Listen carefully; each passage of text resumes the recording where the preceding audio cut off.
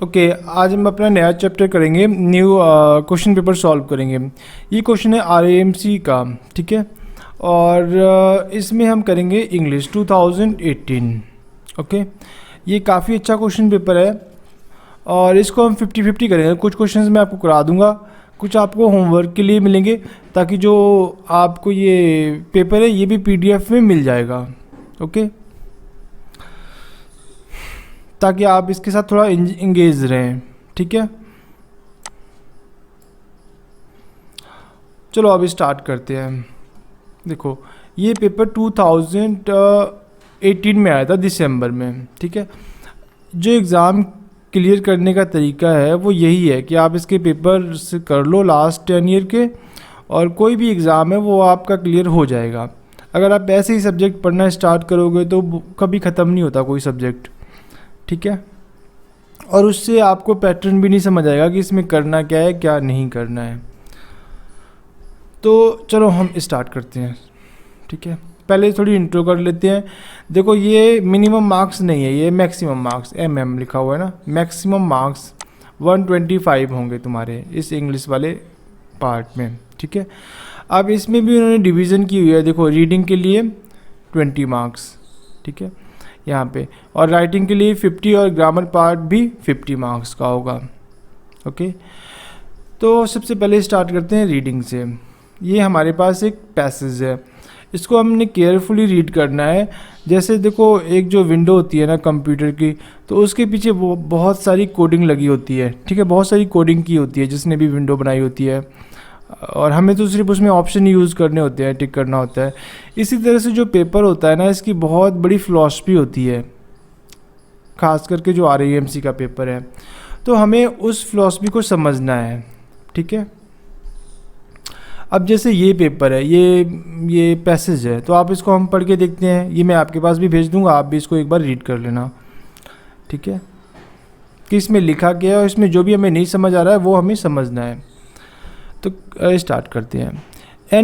An old society undergoing massive change is bound to encounter obstacle and setback। अब देखो, इसमें दो words आए हैं, obstacles एंड सेटबैक। ऑब्स्ट्रैकल का मतलब क्या होता है अब ये जान लेते हैं हम यहाँ पे। ऑब्स्ट्रैकल मतलब रुकावट। जैसे एक ऑब्स्ट्रैकल रेस नहीं होती है, एक तो सिंपल रेस होती है, एक होती है बीच में उसमें लकड़ी वकड़ी लगा देते हैं, तो उसको जंप करके जाना पड़ता है।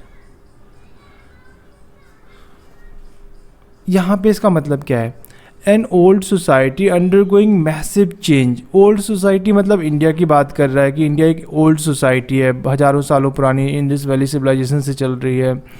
ये अब मैसिव चेंज हो रहा है यहाँ पे हमारी सोसाइटी में, ठीक है। और it is bound to encounter, अब ये पक्का ही है कि यहाँ पे बहुत सारी ऑब्स्टेकल आएंगे और बहुत सारे सेटबैक होंगे, ठीक है। हम बहुत थोड़ा पीछे जाएंगे, हमें प्रॉब्लम्स आएगी, इसका कहने का मतलब है। द टर्मोइल, अब टर्मोइल का मतलब क्या होता है, एक बमंडर, ठीक है। मैं इसको ठीक कर देता हूँ, ठीक है, ये तो चलो कोई बात नहीं। The turmoil that India is currently undergoing has some positive aspect. अब वो कह रहा है राइटर कि जो इंडिया सोसाइटी में अभी टर्मोइल चल रहा है, जो एक बमंडर फैला हुआ है, इसके कुछ ना पॉजिटिव एस्पेक्ट भी हैं। वो पॉजिटिव एस्पेक्ट क्या है, it's people are demanding change and pointing towards the new goal that society should set for itself. अब कहता है यहाँ के जो लोग हैं, it's people are demanding change, वो चेंज मांगते हैं, ठीक है। चेंज मतलब वो चाहते हैं कि कुछ नया हो, कुछ अच्छा हो। एंड पॉइंटिंग टूवर्ड्स न्यू गोल, और एक नए गोल के लिए पॉइंट कर रहे हैं कि हमें यहाँ पे पहुँचना है, हमें डेवलप्ड होना है। Okay,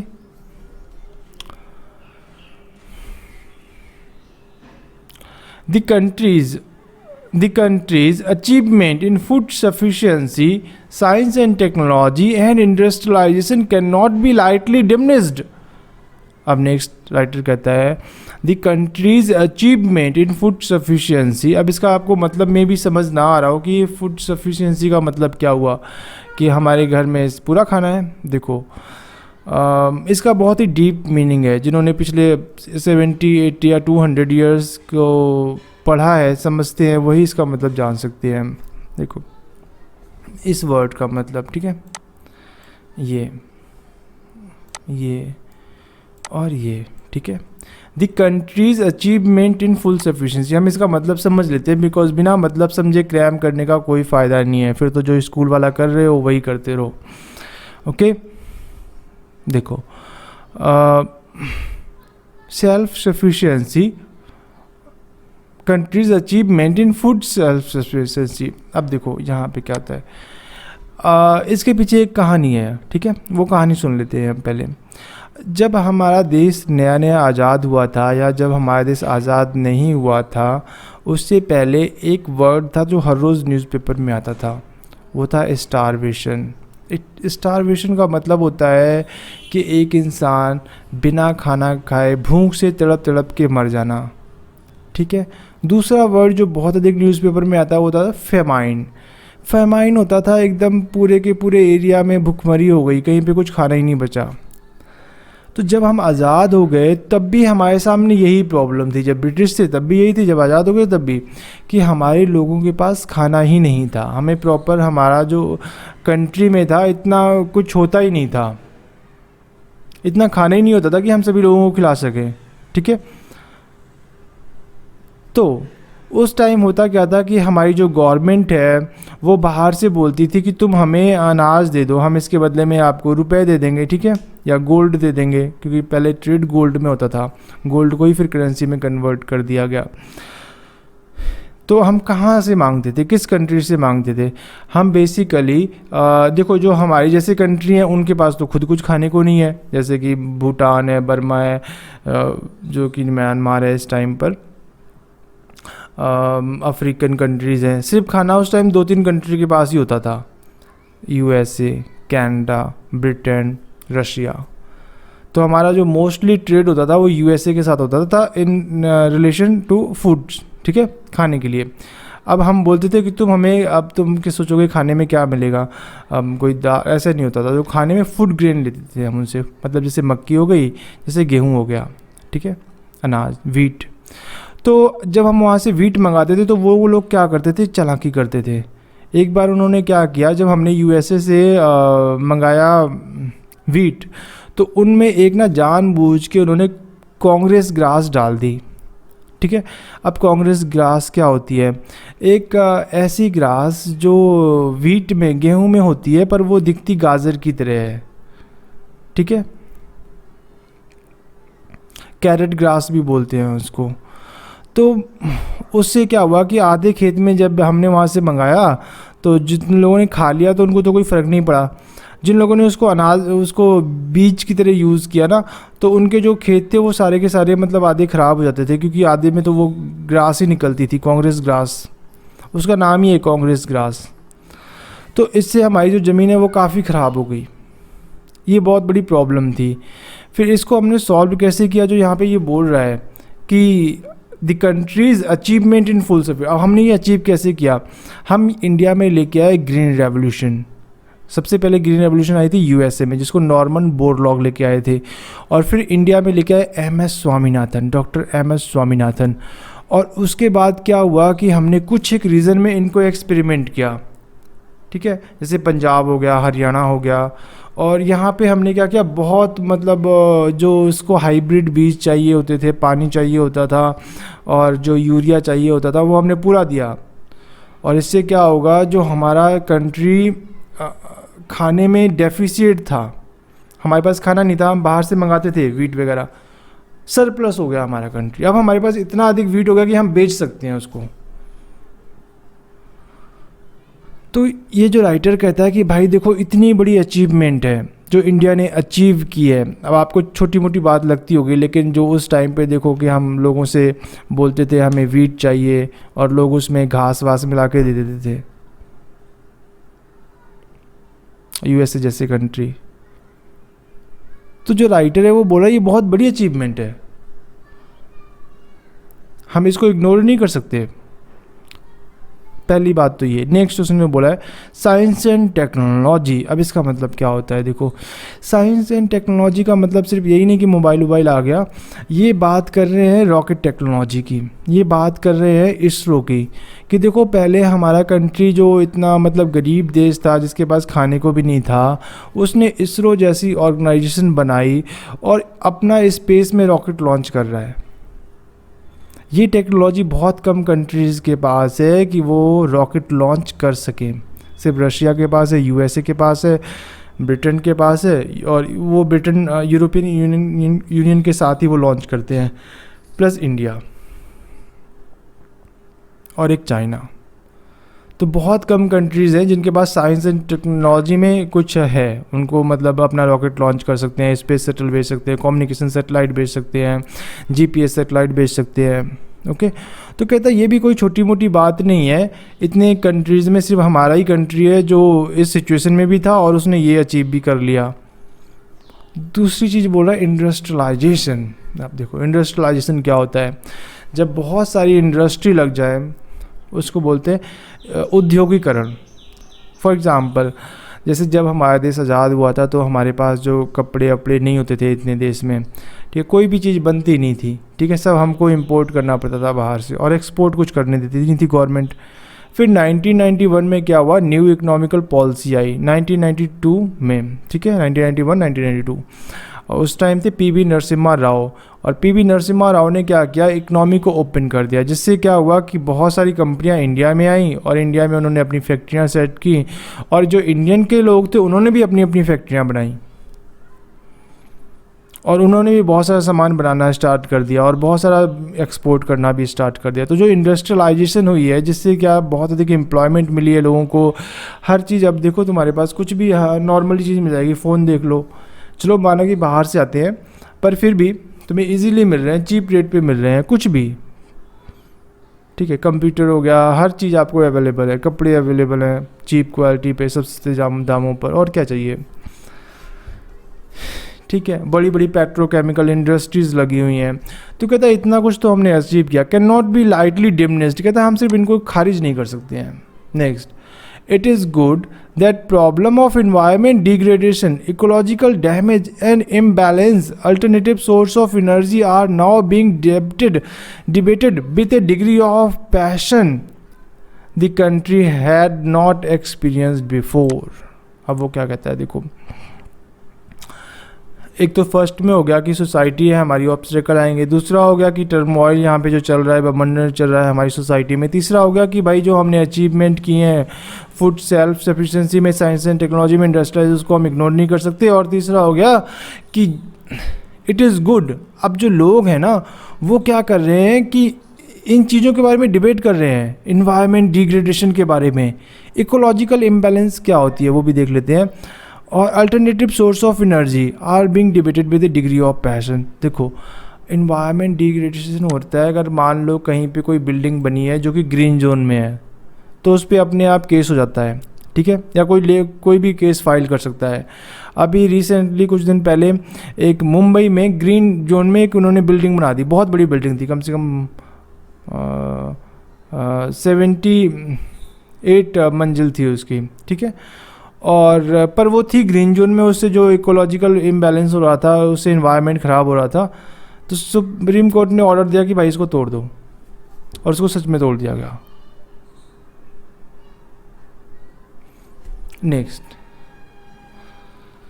ecological imbalance, ecological damage and imbalance. Ecological क्या होता है, देखो इकोलॉजी होती है जैसे एक तालाब है, ठीक है, तो उसमें क्या है, देखो एक मेढक भी रहता है, सांप भी रहता है, चूहे भी रहते हैं, ठीक है, और मछलियाँ भी रहती हैं, मगरमच्छ भी हो सकता है रहता हो। अब क्या होता है कि ये एक दूसरे को खाते रहते हैं, जैसे सांप ने मेढक को खा लिया, मेढक ने छोटे मोटे कीड़े मकोड़ों को खा लिया, फिर उसको किसी और ने खा लिया, तो ये एक बैलेंस होता है, इकोलॉजिकल बैलेंस होता है। अब हम ह्यूमंस क्या कर रहे हैं कि एक की पॉपुलेशन बढ़ा देंगे, जैसे तालाब है ना, उससे सारी मछलियाँ निकाल लेंगे, तो जो बाकी के उस पर डिपेंडेंट थे वो सर्वाइव नहीं कर पाएंगे। जैसे तालाब से खाली मेढक निकाल लेंगे, ठीक है, तो जो बाकी की पॉपुलेशन है वो अब मेढक जिन चीज़ों को खाता है, कीड़े मकोड़ों को, वो बहुत ज़्यादा हो जाएंगे। तो इससे क्या हो गया, एक इकोलॉजिकल इम्बैलेंस पैदा हो जाता है। पूरे कंट्री में भी ऐसे ही है कि हम अगर किसी एक चीज़ को बार बार बहुत ज़्यादा उसको एक्सप्लॉइट करेंगे तो वो ख़त्म हो जाएगी और जो पूरी चैन है वो टूट जाती है। ठीक है, next, alternative source of energy are now being debated. अब अल्टरनेटिव सोर्स ऑफ एनर्जी क्या होता है? देखो, लोग समझदार हैं, लोग समझते हैं कि जो अभी की एनर्जी आ रही है, एनर्जी मतलब इलेक्ट्रिसिटी आ रही है, इसका जो सोर्स है ये कोल से बनती है। दो तरीके से एनर्जी बनती है, तो कोयले से बनेगी या तो हाइड्रो एनर्जी बनेगी। हाइड्रो एनर्जी होती है डैम वगैरह से जो बनती है, वो तो ठीक है, ग्रीन एनर्जी है, उसमें हमने कोल को बर्न नहीं किया। लेकिन जो एनर्जी कोल से बर्न बनी है उसमें प्रॉब्लम है। तो लोग अब सोलर सिस्टम की तरफ बढ़ रहे हैं। पहले तो उसको डिबेट करते हैं, फिर उसको इम्प्लीमेंट करते हैं। गवर्नमेंट, यहाँ तक कि गवर्नमेंट भी बहुत अधिक इनिशिएटिव ले रही है कि जो सोलर सिस्टम है, सोलर सिस्टम पैनल है, उनको इस्टेब्लिश किया जाए हर एक गांव में, और उस पर बहुत अधिक सब्सिडी दे रहे हैं वो लोग। Next, this shows a living concern for the future. अब राइटर कहता है कि भाई देखो, इतना कुछ हो रहा है हमारी कंट्री में, ये तो एकदम लिविंग कंसर्न फॉर फ्यूचर है, ये तो फ्यूचर के लिए बहुत अच्छा है। The most hopeful signals for that the common citizen of the country are no longer willing to be taken for granted और टेकन फॉर ए राइड। अब कहता है जो आम इंसान है देश के, आप उनको ये नहीं समझ सकते कि ये हमेशा ऐसे ही रहेंगे। They are very dynamic in nature. पहले होता था कि एक इन फैमिली एक पार्टी को वोट देती थी, तो वो हमेशा 10, 15, 20 साल तक एक पार्टी को ही वोट दे रहे थे। अब ऐसा नहीं है। पहले एक बार आपने एक मेंबर बना लिया तो हमेशा वो आपका मेंबर बना रहेगा। अब सोसाइटी डायनेमिक हो गई, चेंज हो गई है। आप हमेशा लोगों को कुछ नहीं बोल सकते कि ये है तो हमेशा ऐसे ही रहेगा, उनको फैसिलिटीज़ चाहिए। Next, this make India an exciting country to live. कहता है यही चीज़ तो हमें इंडिया में हमें रहने के लिए बोलती है। ठीक है, in which to share societies new concern, जहाँ पे हम समाज की जो नई नई कंसर्न है, नई नई प्रॉब्लम है, उनको शेयर करते हैं। कंटेम्प्रेरी, कंटेम्प्रेरी का मतलब अभी की, इस समय के साथ। Indian society is under going A trauma of change and is confronting a serious of dilemmas and paradox. देखो, एक तो कंटेम्प्रेरी वर्ड आ गया, इसका मतलब समझ लो समकालीन होता है। जैसे कंटेम्प्रेरी राइटर मतलब जैसे अब नेहरू जी थे और गांधी जी थे, तो गांधी जी, नेहरू जी बास कंटेम्प्रेरी ऑफ गांधी जी, वो सेम टाइम पे बिलोंग करते थे ना, दोनों सेम टाइम पे थे, फ्रीडम फाइटर थे। ओके, तो जो अभी जो ये करंट सिचुएशन है, जो हमारी कंटेम्प्रेरी सोसाइटी है, ये एक ट्रॉमा होता है, बहुत बड़ा शॉक। ठीक है, अंडर गोइंग, इससे जा रही है, गुजर रही है,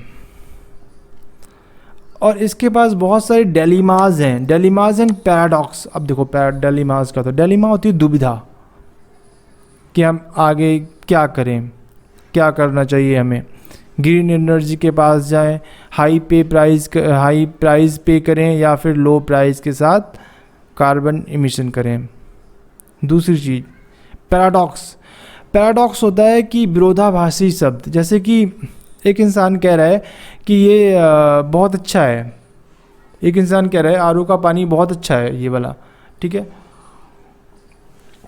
और दूसरा इंसान कह रहा है भाई आरओ का पानी ही तो सबसे खराब है। तो ये क्या हो गया, पैराडॉक्स हो गया कि एक इंसान कह रहा है बहुत अच्छा है, दूसरा इंसान कह रहा है बहुत खराब है, आपस में एकदम अपोजिट। ठीक है, पैराडॉक्स, कॉन्ट्राडिक्टरी। पैराडॉक्स हम रिलेट करते हैं कोई दो चीज़ों से, कॉन्ट्राडिक्टर भी ऐसी होता है कि दो अपोजिट थॉट्स। नेक्स्ट, अब ये सब इंडिया में चल रहा है, इंडियन सोसाइटी में पैराडॉक्स सोसाइटी है। कुछ लोग कहते हैं कि अच्छा है, कुछ लोग कहते हैं ये बुरा है, जैसे शहरीकरण हो गया। तो कुछ लोग कहते हैं भाई लोगों को घर मिल रहे हैं, सिटी में रहो आराम से। कुछ लोग कहते हैं बुरा है कि भाई देखो या आप इतना कंजम्पशन कर रहे हो और इससे इन्वायरमेंट ख़राब हो रहा है।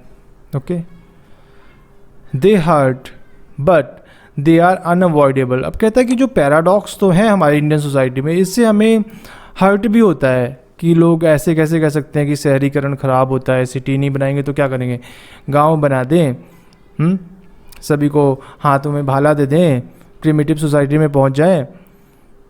तो राइटर कहता है ये हर्ट करता है। डिलेमा और लोगों में अभी भी दुविधा है। भाई तुम्हें क्लियर कट होना चाहिए ना कि हमें ये करना है तो करना है, हमें डेवलप्ड बनना है, हमें प्रोडक्शन करनी है, हमें फैक्ट्रियाँ लगानी है। कहता है they hard but they are unavoidable. कहता है ये पर अनअवॉइडेबल है, इसको हम अवॉइड नहीं कर सकते। क्यों नहीं अवॉइड कर सकते? क्योंकि लोग ऐसा सोचेंगे ही ना, लोग ऐसा करेंगे ना। ठीक है, it is necessary for society to view the problems of all categories of its people with empathy। अब यहाँ पे वर्ड देखो, sympathy नहीं लिखा हुआ है, क्या लिखा हुआ है? empathy लिखा हुआ है। ठीक है, अब empathy क्या होता है, sympathy क्या होता है? अब पहले पूरा सेंटेंस पढ़ लेते हैं। It is necessary for the society to view all the problems of all categories of its. अब कहता है कि भाई सोसाइटी का ये काम है, ज़रूरी है कि हमें हर टाइप के लोगों की प्रॉब्लम देखनी चाहिए विथ एम्पैथी। देखो, एक होता है सिंपैथी। सिंपैथी का मतलब होता है सहानुभूति रखना, कि हम जैसे किसी के साथ कुछ बुरा हुआ है तो हम कहते हैं नहीं नहीं मैं हमें तुमसे सहानुभूति है, ऐसा नहीं होना चाहिए था और अब हो गया है तो कोई बात नहीं, और तुम अपने घर जाओ, हम अपने घर जाते हैं। ठीक है, नेक्स्ट एम्पैथी। एम्पैथी का मतलब होता है कि जिसके साथ गलत हुआ है तो अब तुम्हें पता है कि भाई अब ये फाइनेंशियली वीक है या ये इमोशनली वीक बंदा है, और तुम्हें इसको अब इसकी जगह खड़े होके देखना है कि अब इस इंसान को क्या चाहिए इस टाइम पे, और जो उसे चाहिए वो उसे प्रोवाइड करने की कोशिश करो। जैसे फॉर एग्ज़ाम्पल हम एग्ज़ाम्पल ले लेते हैं, जैसे माइग्रेंट लेबरर हैं। अभी कोरोना वायरस की वजह से वो लोग फंस चुके हैं। ठीक है, उनके पास इतना कुछ रिसोर्स भी नहीं है। जब इकनॉमी अच्छी होती थी तभी भी उनके हालत ख़राब ही थे। अब जब इकनॉमी ख़राब हो गई तो वो तो बिल्कुल ही एकदम चले गए। ठीक है, हैंड टू माउथ हो गए। पहले ही हैंड टू माउथ थे, अब तो बिल्कुल ही उनका हालत ख़राब। अब वो क्या कर रहे हैं कि जैसे प्रोटेस्ट कर रहे हैं, वायलेंट हो रहे हैं। तो लोगों को ये सोचना चाहिए कि भाई जो इंसान हैंड टू माउथ कब तक जिएगा? जो यंग बंदा है आप उसको बंद करके रख दोगे तो उसको तो आपको पहले भेजना चाहिए ना, उस पर लाठी चार्ज करने की बजाय, उसको मारने की बजाय उन्हें जहाँ पे उनका घर है भाई गांव में जाने दो। उन्हें कम से कम गांव में जीते तो रहेंगे ना, ऐसे भूखमरी से तो नहीं मरेंगे ना। कौन भूख से मरना पसंद करेगा? तो अगर ठीक है, तो ये हो गया एम्पैथी, कि हमें उनकी जगह खड़े होके देखना है कि उनकी जो प्रॉब्लम है वो जेन्युइन है और उसके ऊपर हमें रिएक्ट नहीं करना है।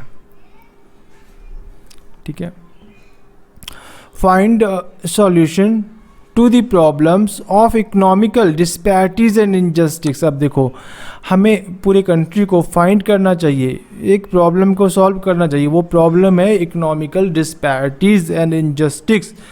देखो, इकोनॉमिकल डिस्पैरिटीज़ क्या होता है? यहाँ पे एक बहुत बड़ा वर्ड है, ये पूरा मतलब सभी इसका ये ऐसे ही है, ये पूरा टफ ही है। ठीक है, तभी इसमें बहुत अधिक टाइम लग रहा है। ये यहाँ पे वर्ड आ गया इकोनॉमिकल डिस्पैरिटीज़। देखो, इकोनॉमिकल डिस्पैरिटी का मतलब होता है कि एक इंसान एक जगह ही रहते हैं, दो इंसान। ठीक है, एक बहुत अमीर है, एक बहुत गरीब है। जो अमीर है वो ऑब्वियसली कुछ काम तो करता ही होगा। ठीक है, लेकिन जो गरीब है उसके पास बिल्कुल हैंड टू माउथ हो गया है। मतलब हैंड टू माउथ का मतलब होता है कि बस खाना ही खा पा रहा है। तो हमें एक सोसाइटी में इतना इम्बैलेंस नहीं करना है कि एक इंसान बहुत अधिक रिच हो जाए और एक इंसान एकदम ही पुअर बना रहे। हमें इसको बैलेंस करना है। ठीक है, इकोनॉमिक डिस्पैरिटीज़ को ख़त्म करना है। जैसे आप देखो, सिटी में इतने लोग पैसे बर्बाद करते देते हैं सिर्फ अपने शौक़ पर, या कुछ एक ऐसे ही प्रोजेक्ट चल रहे होते हैं बिना किसी मतलब के, वहीं गांव के लोग हैं वो बिल्कुल ही रोड तक नहीं वहाँ पे पहुँचती, तो अपने जो डेली का काम है वो भी नहीं कर पाते हैं, गांव से सिटी में नहीं आ पाते हैं, ठीक है। या जो ट्रेड है वो नहीं कर पाते हैं, जो गांव की चीज़ें हैं जिनको उनको बिक्री करना है सिटी में, जब रोड नहीं है तो नहीं बिक्री कर पाओगे ना आप उनको, ठीक है। या बिक्री करोगे तो आपको डेप्रिसिएशन बहुत अधिक होगा, कॉस्ट बहुत अधिक हो जाएगी, तो उसका भी कोई फ़ायदा नहीं है, ठीक है। तो इकोनॉमिकल डिस्पैरिटीज़ मतलब एक इंसान बहुत गरीब, एक इंसान बहुत अमीर, उसको ख़त्म करना है। जैसे इंडिया का 90% लोग, सिर्फ 1% वेल्थ है, और जो 10% लोग हैं उनके पास 90% वेल्थ है, ठीक है। Launch a programme to enlarging mass consciousness. अब मास कॉन्शियसनेस क्या होती है? कॉन्शियसनेस होती है किसी को समझाना, उसको बुद्धि देना, ठीक है। उसकी मतलब कॉन्शियसनेस होती है हमारी चेतना, कि आप कितने एक्टिव हो, आप कितने वेल इन्फॉर्म्ड हो। तो हमें मास कॉन्शियसनेस चाहिए, सभी लोगों को इन्फॉर्म्ड करना है। Promote a true sense of history against the subservience of myths. अब देखो यहाँ पे क्या, and initiate process of prosperity decision making. अब to promote a true sense of history against, true sense of history क्या होती है?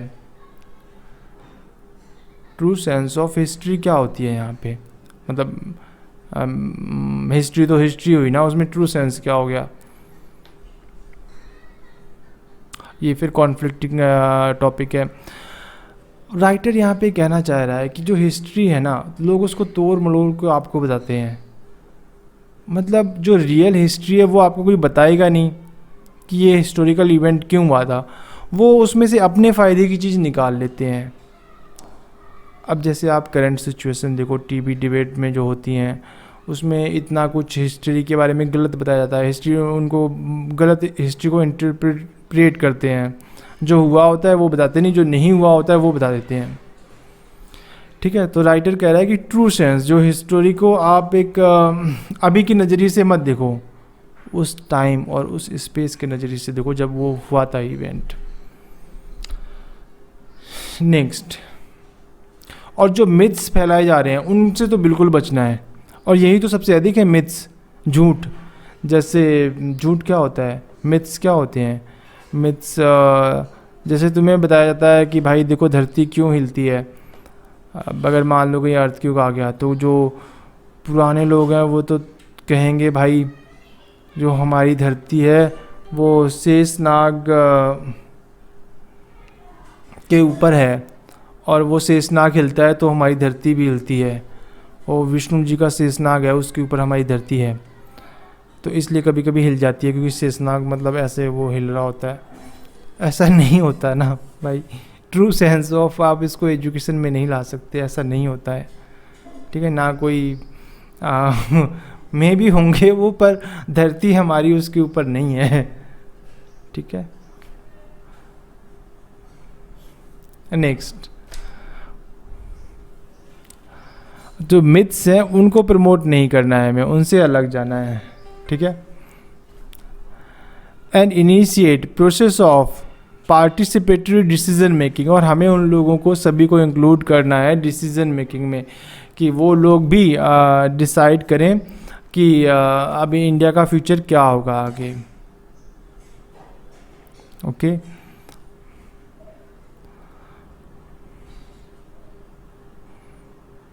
While some aspect of traditions will survive because of their versatility and usefulness, अब कहता है कि कुछ एक ऐसी चीज़ें हैं ट्रेडिशन की जो सर्वाइव कर जाएंगी, बिकॉज उनकी यूज़फुलनेस बहुत अधिक है। जैसे कि ऐसे हाथ ना मिलाना, ऐसे नमस्कार करना, बिकॉज ऑफ वायरस आ गया है, तो वायरस की वजह से अब आप किसी को हाथ तो टच करोगे नहीं, तो ये नमस्ते अब पूरी दुनिया फॉलो करेगी, और इंडिया में तो करेंगे ही करेंगे, ठीक है।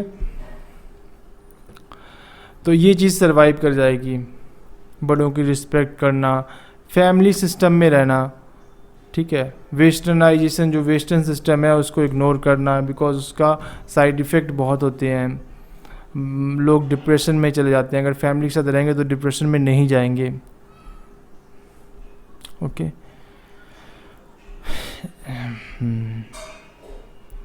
एंड यूज पर many of the scaly prejudices of the part will have to be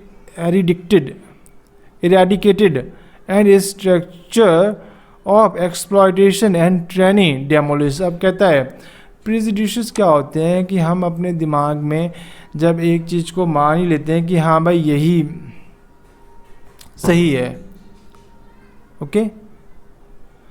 अब किसी चीज़ का एकदम गलत चीज़ का दिमाग में घर करके बैठ जाना, या कोई भी डिसीज़न फैक्ट पे ना लेना, सिर्फ आप ऐसा मानते हो कि ऐसा होगा इस चीज़ पे लेना। तो हम कुछ चीज़ों को वी हैव टू इरेडिकेट एकदम बिल्कुल जड़ से ख़त्म करना होता है। जैसे हमने इंडिया ने क्या किया, पोलियो इरेडिकेट कर दिया इंडिया से, जड़ से ख़त्म कर दिया। आज एक भी केसेस पोलियो का नहीं है। और हमें कोरोना वायरस को भी इरेडिकेट करना है, 0 पेशेंट लाने हैं, ठीक है। और कुछ और चीज़ों को भी इरेडिकेट करना है। हमें स्ट्रक्चर ऑफ एक्सप्लॉयटेशन को भी इरेडिकेट करना है। एक्सप्लॉयटेशन का मतलब क्या होता है कि किसी का फ़ायदा उठाना। जैसे लेबर लोग होते हैं तो उनसे काम करवा लेते हैं पर उनको पैसे नहीं देते, तो ये क्या है, स्ट्रक्चर ऑफ एक्सप्लॉयटेशन है। या पैसे देंगे तो कम देंगे, ओके। और क्या इसमें है, एंड ट्रेनिंग डेमोलिज्ड। या एक्सप्लॉयटेशन एंड ट्रेनिंग क्या होता है कि एक ऐसा रूल जो बहुत ही कह सकते हो आप ट्रेनिंग रूल होता है। जैसे कोई राजा है, वो बहुत अत्याचार करता है अपनी प्रजा पे, तो वो क्या हो गया, ट्रेनी रूलर हो गया। तो उसको ख़त्म करना है, उसको बिल्कुल ख़त्म कर देना है। ट्रेनी तो होनी नहीं चाहिए। The road ahead is long, the process may be painful. कहता है अभी रोड तो बहुत ही लंबा है, ये रास्ता तो बहुत लंबा है ये सब चीज़ों के लिए। The process may be painful, कहता है जो अभी रास्ता है इसमें बहुत सारी तकलीफ़ें भी आएंगी। But each one of us, every citizen of India has a stake in the future।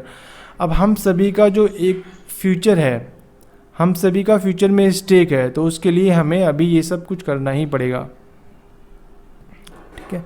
ये तो था क्वेश्चन। अब आप, ये तो था पैसेज। अब आप बोलोगे इतना टाइम कैसे, इसमें तो मतलब ये आपको वहाँ पे जल्दी जल्दी करना है। ये फर्स्ट लेक्चर था, फर्स्ट हम लोग कर रहे थे, तो मैंने इसको डिटेल में एक्सप्लेन किया। और ये एक्चुअली पेपर होता ही डिटेल्ड है, और ख़ासकर बच्चों को समझाना, आप लोगों को समझाना बहुत मुश्किल का काम है। तो एक एक चीज़ मैंने बता दी है लगभग, और वो बाकी जो ग्रामर पार्ट है वो तो तुम्हें थोड़ा बहुत आता ही होगा। इसको अच्छी तरह से करना। ये जो वर्ड मैंने टिक किए हैं, इनको जितने भी नहीं आते ना, उतने लिख लिख के याद कर लेने सभी वर्ड्स को, ओके। अब नेक्स्ट करते हैं भाई, इसके आंसर क्या होते हैं। देखो, what is positive aspect of the present turmoil in India. अब वो कहता है इसका पॉजिटिव एस्पेक्ट क्या है, कि जो अभी प्रेजेंट टर्मोइल इंडिया में है उसका पॉजिटिव एस्पेक्ट क्या है। तो यहाँ पे देखो, ऊपर पढ़ो,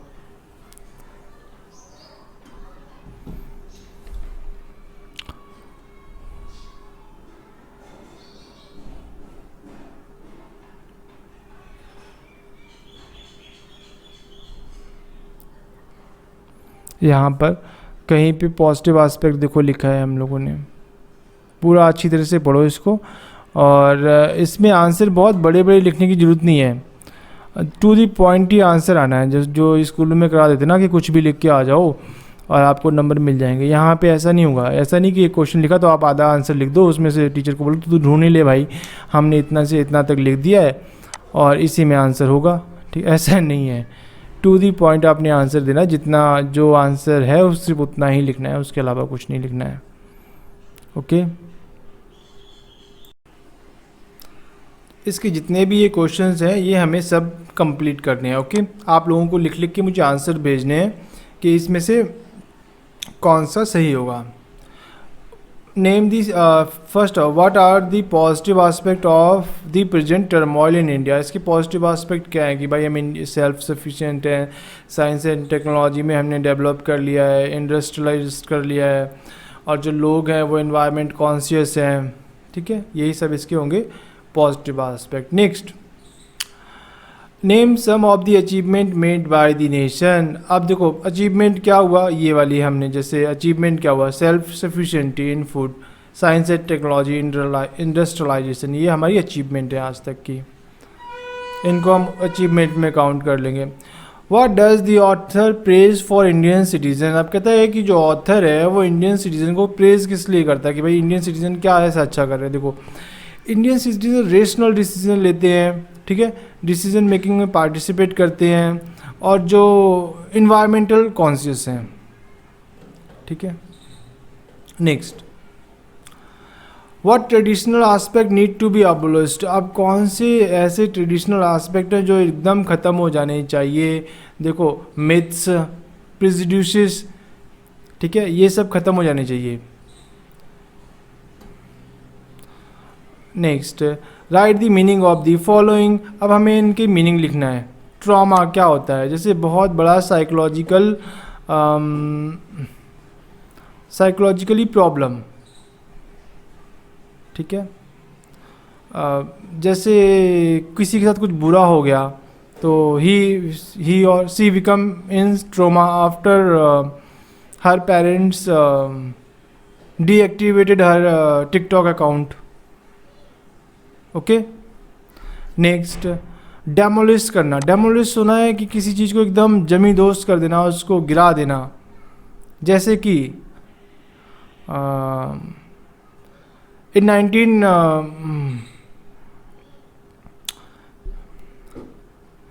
डेमोलिश बिल्डिंग के साथ जुड़ा होता है। जैसे आपने न्यूज़ में देखा होगा कि बाबरी मस्जिद वाज डेमोलिश्ड, ओके, इन 1992 या 1 के आसपास था, ठीक है। नेक्स्ट ईयर मुझे एकदम एग्जैक्ट नहीं है। डेमोलिश करना किसी चीज़ को, जैसे कि कोई पुराना ब्रिज है उसको तोड़ देना, डेमोलिश कर देना।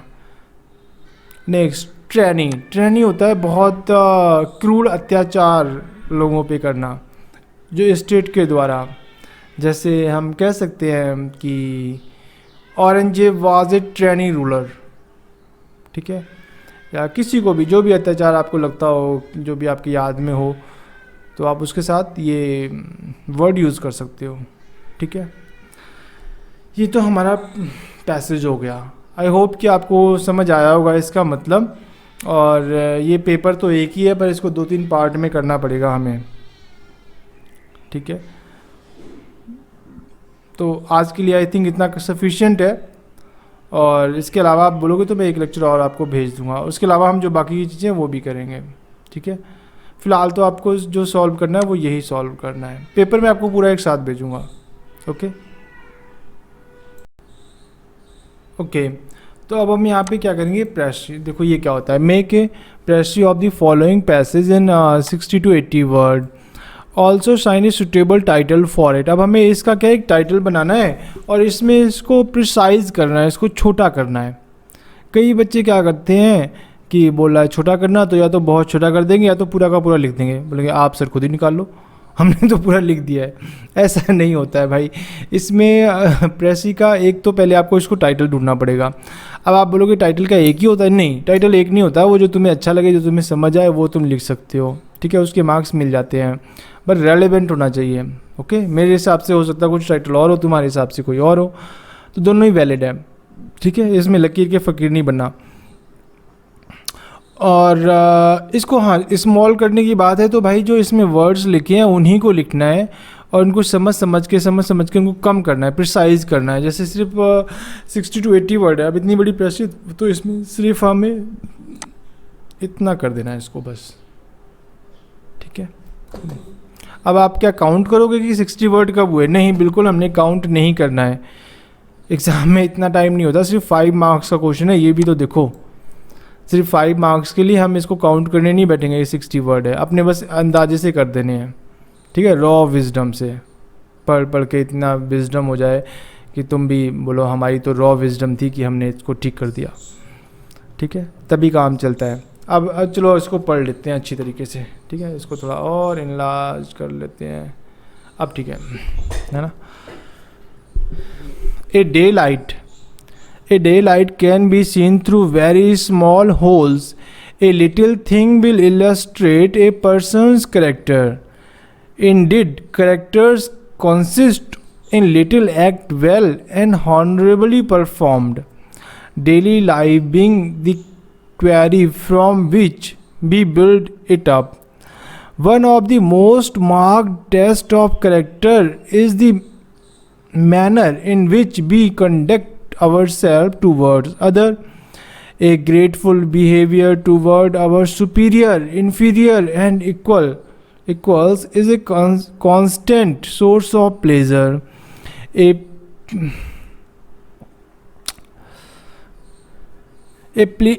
pleases others because it indicates respect for their personality, but it gives tenfold more pleasure to ourselves. Every man may, to a large extent, be a self-educator in a good behavior, as in everything else.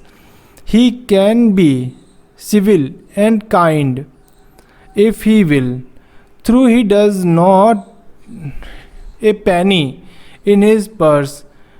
Gentleness in society is like the silent influence of light which give color to all nature. It is far more powerful than loudness of force and far more fruitful. अब आप बोलोगे sir ये क्या हम पढ़ रहे हैं, इसका कुछ मतलब भी बताओ। तो देखो चलो अब मतलब पे आने से, इतना बोरिंग लेक्चर नहीं है ये, इंटरेस्टिंग है ना। हाँ तुम लोग बोल रहे हो सर इतना भी बोरिंग नहीं है। ओके अब देखो इसमें क्या है, ये पहले तो हमें इसको छोटा करना है, ठीक है। अब इसको छोटा करने के लिए क्या करेंगे भाई, इसमें से कुछ एक वर्ड कम कर देंगे। जैसे पहले तो इसका टाइटल रखो, क्या कर सकते हैं, सूटेबल टाइटल। तुम इसको रख सकते हो personality, good things about personality, कोई छोटा सा टाइटल रखना है, ठीक है। इम्पोर्टेंस ऑफ कैरेक्टर, ठीक है, या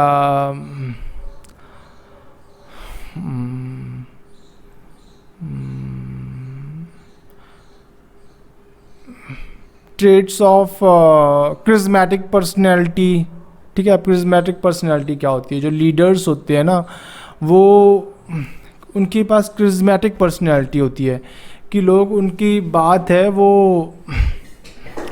बात मानते हैं बिना अधिक किए। जैसे फॉर एग्जांपल कोई आर्मी में कोई ऑफिसर है, कोई बीएसएफ में ऑफिसर है और वो लेक्चर दे रहा है, और अगर तुम्हें उस लेक्चर में नींद आने लग पड़े, 3-4 घंटे 5 घंटे का लेक्चर हो, तो समझ लो वो बंदा एक करिज्मेटिक पर्सनैलिटी वाला है कि वो तुम्हारे साथ कनेक्ट कर पा रहा है कि तुम क्या सोचते हो, क्या तुम्हें, जो हमारा ब्रेन है उसको क्वेश्चन नहीं कर पाता।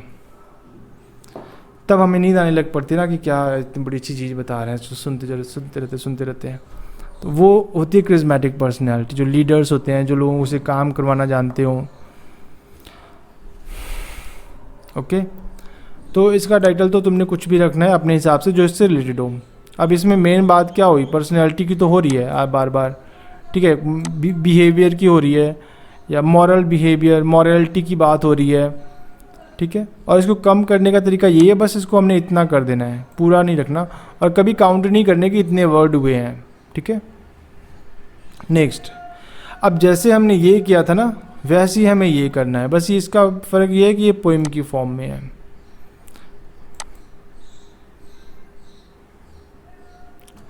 ठीक है, इसके फिर ये नीचे वाले क्वेश्चन है, ये भी हमें सॉल्व करने हैं।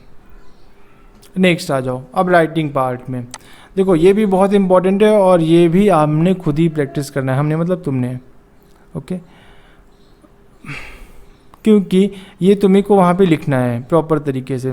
अब देखो वहाँ पे लिखा हुआ है right a paragraph on any two in A 100 words. अब देखो वर्ड्स कितने हैं 100, और टॉपिक्स कौन से हैं? 2। अब देखो यहाँ पे कितने वर्ड्स थे प्रेस में, ये चलिए ये पे 60 से 80 वर्ड है। मतलब कि जो तुम ये लिखोगे ना, इससे थोड़ा सा ही अधिक लिखना है। ये मत समझना कि ये बोला हुआ है कि हमें पैराग्राफ लिखना है तो बहुत बड़ा पैराग्राफ लिख के आ गए 1 पेज का, नहीं ना, सिर्फ 100 वर्ड्स। ठीक है, काउंट करेंगे क्या वर्ड? देखो भाई, ये काउंट करने का काम तुम घर में ही कर लो कि मैं इतनी लाइनें बनाता हूँ तो मेरे इतने वर्ड बनते हैं। और उसमें अब तुम काउंट कैसे करोगे? Is, am, are, was, were include नहीं करना है, ए इंक्लूड नहीं करना है, सिर्फ जो वर्ड्स हैं वो इंक्लूड करने हैं। फॉर एग्जांपल जैसे मुझे ये इसमें काउंट करने हो कि इसमें कितने वर्ड्स हुए। ठीक है, अब तुम क्या करोगे? 1, 2, 3, 4, 5, 6, 7, 8, 9, 10, 11, 12, 12 हो गए। नहीं भाई, ये गलत है, इसमें 12 वर्ड्स नहीं हुए। इसमें 1, 2, 3, 4, 5, 6 वर्ड्स हुए सिर्फ। इस तरीके से काउंट करने हैं, ना कि इस तरीके से। ये वाला तरीका सबको अच्छा लगता है, पर ये तरीका हमने अप्लाई नहीं करना, हमने ये तरीका अप्लाई करना जिसमें सिर्फ 6 वर्ड्स हो रहे हैं। ओके, तो इस टाइप के 100 वर्ड्स लिखने हैं। नेक्स्ट, अच्छा इसका मतलब क्या हुआ? It is better to light a candle than to curb the darkness.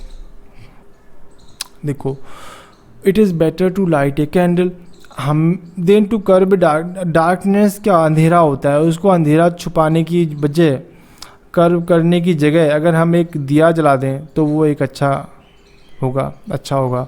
कहने का मतलब कि बहुत सारे गलत काम छुपाने की बजाय हमें कुछ अच्छे काम करने चाहिए, एक अच्छा काम करना चाहिए। ठीक है, इस सेंस में इसका मतलब निकल रहा है। Television is rightly called an idiot box. अब इसके बारे में भी तुम्हें 100 वर्ड्स लिखने हैं, इसके बारे में भी 100 वर्ड्स लिखने हैं आपको। Television is rightly called an idiot. अब तुम बोलोगे सर हम तो सारा दिन टीवी तो देखते हैं, हम इडियट बॉक्स मतलब ऐसे कैसे हो गया टेलीविज़न हमारा? यहाँ पे राइटर का कहने का मतलब है कि जो टेलीविज़न है उसमें यूज़लेस कंटेंट आता है, वो तुम्हें ज़रूर अच्छा लगता है पर वो किसी काम का नहीं है, वो तुम्हें कोई वैल्यू नहीं ऐड कर रहा तुम्हारी लाइफ में। वो क्या है, कोई आ रहा है रोई जा रही है, कोई हंसी जा रही है, कोई खेल रही जा रहा है, ये थोड़ी ना है कोई लाइफ। एंटरटेनमेंट के लिए मतलब तुम ग्राउंड में जाओ, गेम खेलो एंटरटेनमेंट के लिए, फुटबॉल खेलो, क्रिकेट खेलो, हॉकी खेलो, बैडमिंटन खेलो, लूडो नहीं खेलना। ठीक है, ठीक है। अब ये मत बोलना कि सर ने बोला तो ऐसे लूडो खेलने स्टार्ट नहीं। ठीक है, और टीवी तो बिल्कुल भी नहीं देखना, घर में टीवी एकदम बंद कर दो अगर कुछ ज़िंदगी में बनना है तो। वो ड्रामे ड्रामे ड्रामे, इंटरटेनमेंट में न्यूज़ आ रही है, जहाँ न्यूज़ आनी है वहाँ इंटरटेनमेंट हो रहा है। ठीक है, तो ऐसे नहीं करना। ओके, अब ये राइटर क्यों बोल रहा है? देखो ये लोग कितना पुराना पेपर है, तभी भी इसमें आज की सच्चाई दी होती है। मतलब ये ऐसा पेपर बनाते हैं, एग्जाम पेपर होता है कि हमेशा यूनिवर्सल ट्रूथ बन जाता है वो। Television is rightly called an idiot box. अब तुम्हें इसमें टेलीविज़न की कमियां बतानी है कि भाई टेलीविज़न में देखो सारा दिन इंटरटेनमेंट, ओके, और उसमें भी जो यूज़लेस कंटेंट। अब तुम्हारा बेशक ये लेक्चर पढ़ने का मतलब मन नहीं कर रहा होगा, पर ये कितना यूज़फुल है, हमने कितने सारे वर्ड्स सीखे, कितना कुछ किया है। अभी भी 100% नहीं किया, इस 40% ही पेपर सॉल्व हुआ है। मतलब जो सॉल्व हो चुका है उसमें भी 40% ही हुआ है। हमने एक अगर ये पैराग्राफ किया है ना, पैसेज, तो ये सिर्फ 40% सॉल्व हुआ। अभी तो तुम्हें इसको लर्न करना है, इसके वर्ड्स, और उसके बाद उनको लिखना है, फिर उसके बाद उसके मतलब जो बता दिए हैं उनको भी लिखना है, फिर ये आंसर्स निकालने हैं। हम प्रिपरेशन कर रहे हैं, फाइनल एग्ज़ाम देने नहीं जा रहे। ठीक है, तो इसमें बहुत अधिक मेहनत लगती है, इसको बनाने में बहुत मेहनत लगती है, पढ़ने में भी बहुत मेहनत लगती है। और एंटरटेनमेंट क्या है, टीवी लगा लो आराम से बैठे रहो, पर उसका कोई वैल्यू नहीं है, उसकी कोई यूज़ नहीं है। इसका तो कितना यूज़ है, मैं पढ़ा रहा हूँ तो तुम्हारे लिए यूज़फुल है, तुम पढ़ रहे हो तो तुम्हारे लिए यूज़फुल है। ओके, नेक्स्ट, ये तो हमने कर लिया था, करने के लिए बोला था मैंने। तो इस तरह से तुम्हें 100 वर्ड्स में बस वर्ड लिमिट काउंट कर रखनी है, इससे अधिक नहीं लिखना। ये मत बोलना कि सर हमने 200 का लिख दिया तो हमें डबल मार्क्स मिल जाएंगे एक क्वेश्चन में, ऐसा नहीं होता। ठीक है। मेन एग्ज़ाम में फोकस रखना है कि गलत नहीं करना, स्पेलिंग मिस्टेक नहीं करनी इंग्लिश के पेपर में, ठीक है। और अधिक लिखोगे तो ये स्पेलिंग मिस्टेक होगी, तो तुम्हारे वहाँ पे जो तुम्हें कम 100 वर्ड्स में अगर तुम्हें इसमें 6 मार्क्स मिलते हैं, अगर तुमने 20 वर्ड्स का लिखा और उसमें सारी स्पेलिंग बहुत सारी गलत कर दी, 100 में भी गलत होंगी पर कम होंगी, अधिक लिखोगे तो अधिक भी स्पेलिंग गलत होंगी, तो तुम्हारे तो अगर तुम्हें 6 मिलने थे तो वो 2 ही नंबर देगा, ठीक है। तो quantity doesn't matter, quantity matter नहीं करती, क्वालिटी मैटर करती है। कोई आपको ऐसे लेक्चर बना के दे दे जिसमें एनिमेशन हो 2-3 हज़ार, उसका क्या करोगे? कुछ नहीं है, उसका यूज़ ही कोई नहीं तुम्हारे लिए, कोई पढ़ा तो नहीं रहा, कोई तुम्हें बता तो नहीं रहा, कोई पेपर तो नहीं सॉल्व हो रहा, ठीक है। अब नहीं, क्योंकि इसने सिर्फ 2 वर्ड बोला हुआ तो हम तीसरा नहीं करेंगे, तुम्हारी मर्जी है, तीसरा करना है तो कर भी लो। नेक्स्ट, अब ये बड़ा ही इंपॉर्टेंट क्वेश्चन है भाई, अगर तुम्हें एनडीए निकालना है ना तो ऐसे ही पेपर सॉल्व करते रहो बस, इस टाइप के। अब देखो यहाँ पे क्या है, study the picture given below, write a story और description on an account of what the picture suggest us. अब आप बोलोगे सर इसकी तो क्वालिटी बड़ी ख़राब है, हमें तो दिखाई नहीं दे रहा कुछ। देखो जो ओरिजिनल एग्ज़ाम में पेपर आता है उसकी भी क्वालिटी ख़राब होती है, ये उससे अच्छी है, इसको मॉडिफाइड किया गया है, इसकी क्वालिटी मच बेटर है जो एक्चुअल एग्ज़ाम में आता है, ठीक है।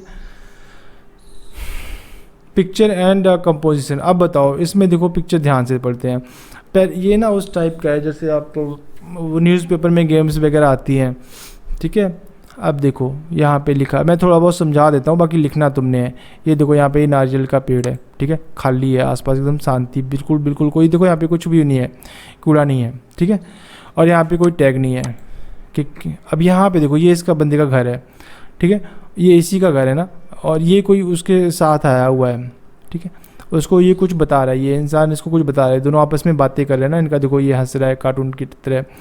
अब ऊपर लिखा हुआ है क्लीनलीनेस ड्राइव, ठीक है, क्लीनलीनेस ड्राइव, और नीचे क्या हुआ है, बहुत सारा कूड़ा पड़ा, ये देखो कूड़ा ही तो है, और ऊपर से यहाँ पे 3 बंदर बैठे हुए हैं। अब ये क्या बोल रहे हैं, देखो यहाँ पे लिखा हुआ है सी नो डर्ट, हम कोई गंदगी नहीं देख रहे, और यहाँ पे स्मेल नो डर्ट, हमें कुछ यहाँ पे गंदा सूंघने को भी नहीं मिल रहा, और क्या लिखा है टच नो डर्ट, हम किसी भी डर्ट को टच भी नहीं कर रहे, ठीक है। अब देखो यहाँ पे एकदम कॉन्ट्रडिक्टरी स्टेटमेंट है, एक तो ऊपर लिखा हुआ है क्लीनलीनेस ड्राइव और नीचे पड़ा हुआ है कूड़ा, और ये पीछे ये 3 बंदर बैठे हुए हैं, और ये तीनों ऊपर से बोल रहे हैं हमें तो, हम गंदा देखते नहीं है, वो कहता हम गंदा सूंघते भी नहीं है, ये तीसरा गंदा बोलता है हम तो गंदा करते भी नहीं है। इसका मतलब क्या हुआ कि इसमें कॉन्ट्रडिक्टरी स्टेटमेंट है।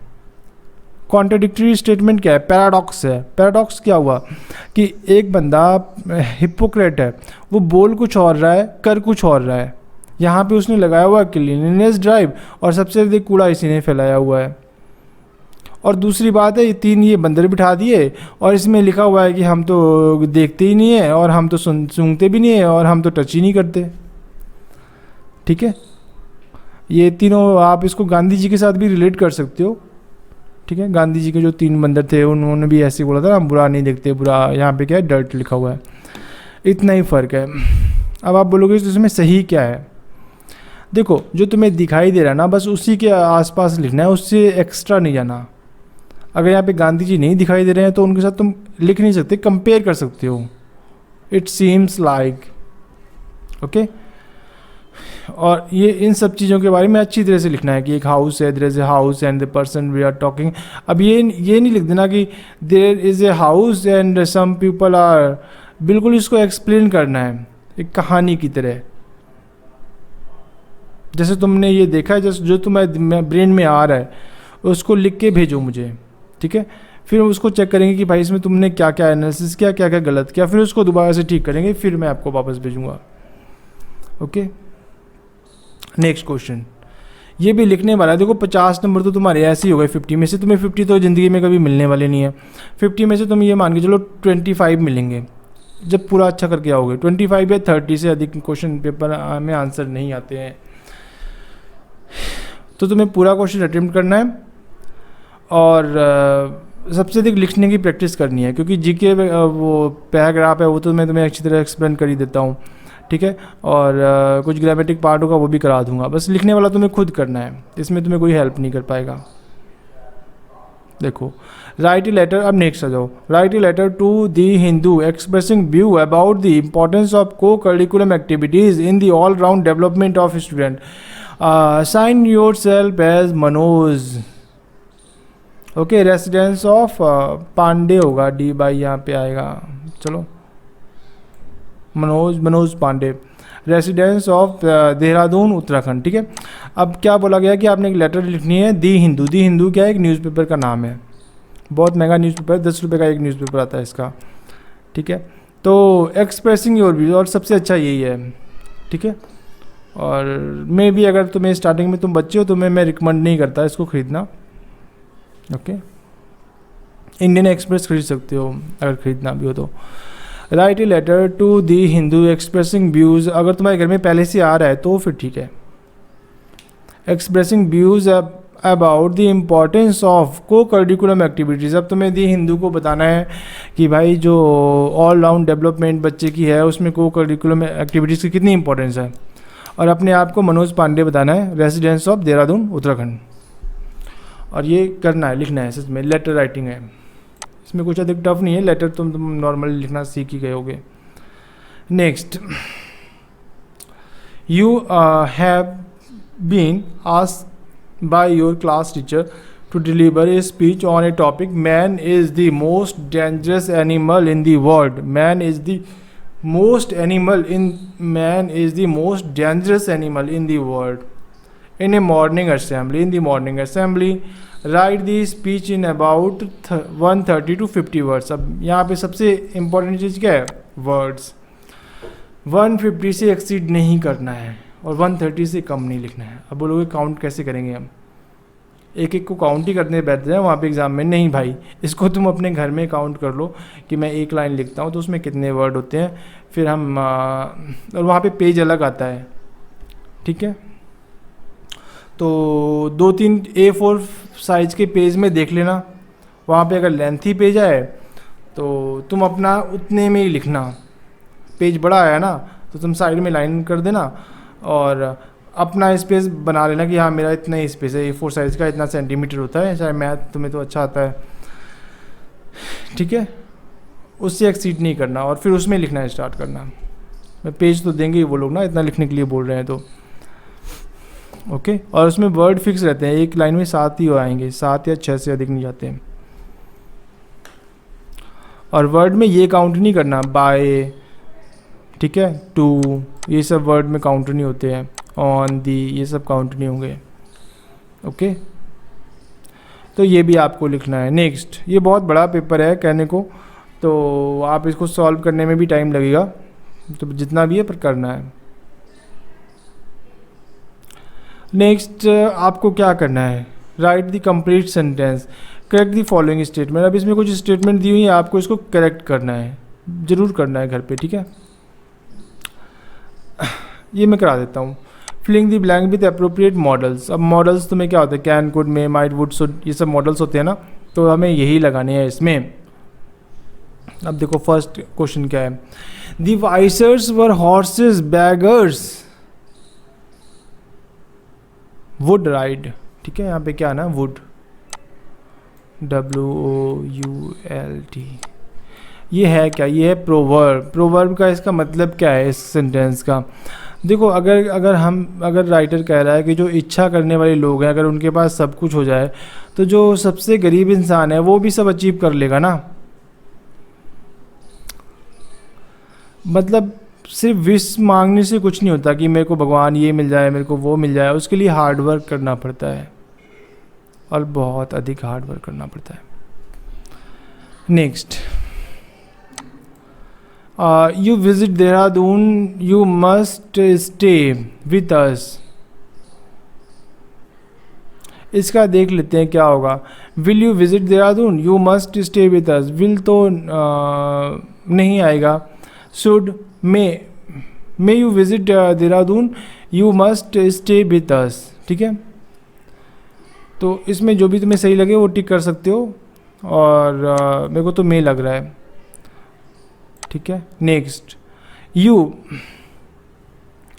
गो to him a letter will do. हाँ, यू इसका आंसर आना है you need not go to him a letter will do. Okay, ठीक है, ये सब हैं तो मॉडल सी।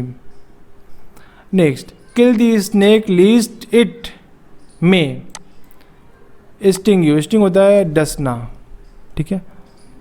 चलो ये भी हो गया। इसके बाद अब ये 5 मार्क्स का क्वेश्चन है, ये इजी है, ठीक है। Read the conversation given below and complete the exercise, write the correct answer. Okay, अब देखो, वाइफ है, our servant has run away, is anything missing. अब तुम्हें यहाँ पे पूरा सेंटेंस नहीं लिखना है, यहाँ पे देखो लिखा हुआ है डोंट कॉपी होल सेंटेंस। यहाँ पे पूरा सेंटेंस नहीं लिखना, कुछ कुछ पार्ट्स लिखना है। ओके, तो इसको भी हमें कंप्लीट करना है। Rewrite the following sentence as directed. इनको रीराइट करना है, और स्टार्ट कैसे करना है, बिगेन विथ नो सूनर से। और यहाँ पे जितना भी लिखा हुआ है रीराइट यूजिंग फेल, इसमें फेल कहीं ना कहीं इस पूरे पैराग्राफ में हमें यूज़ करना है। नेक्स्ट आ जाओ 12, Join the following sentence to make one complete sentence without using and, but और so। अब इन्होंने ऐसे सेंटेंस बनाए हैं जिसमें तुम्हें लगेगा कि इसमें बट ही आना है, इसमें एंड ही आना है, सो ही आना है, पर तुम्हें इनके अलावा कुछ और लिखना है, इनका अल्टरनेट ढूंढ के यहाँ पे लिखना है और इनको बनाना है सभी को। नेक्स्ट, हाँ, ये बनाने हैं घर में, ठीक है। ऐसे नहीं होगा कि मैं सारे करा दूँ तो उसका कोई फ़ायदा नहीं होगा। तुम करके भेजो, नहीं हुआ तो फिर मैं तुम्हें करके भेजूँगा, ठीक है। दोबारा हम इसको एक बार और कर लेंगे। उसमें क्या है, जो first step is the most hard thing. अगर आपको किसी जगह जाना है तो सिर्फ घर से निकलना ही मुश्किल है, बाकी तो पहुँच तो जाओगे ही जाओगे।